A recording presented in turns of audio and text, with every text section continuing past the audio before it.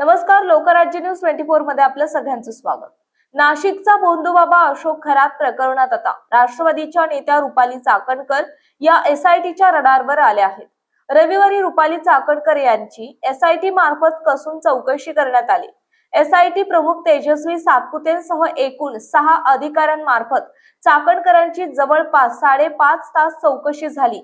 यावेळी चाकणकरांवर प्रश्नांचा भडीमार करण्यात आला।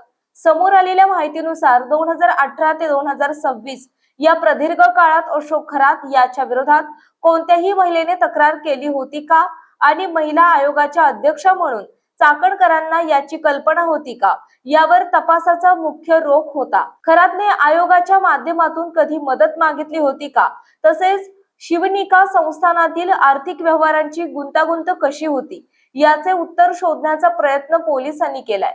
चाकणकर आणि त्यांच्या भगिनींची खरातशी झालेली ओळख आणि त्यांच्यात झालेले कथित आर्थिक व्यवहार किंवा डोनेशन यावरही एसआयटीने प्रश्न उपस्थित केले।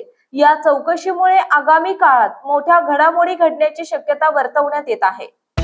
महाराष्ट्रातील महत्त्वाच्या आणि ताज्या बातम्या पाहण्यासाठी आजच आमच्या लोकराज्य न्यूज 24 न्यूज चॅनलला YouTube वर सबस्क्राइब करा आणि बेल आयकॉन प्रेस करा।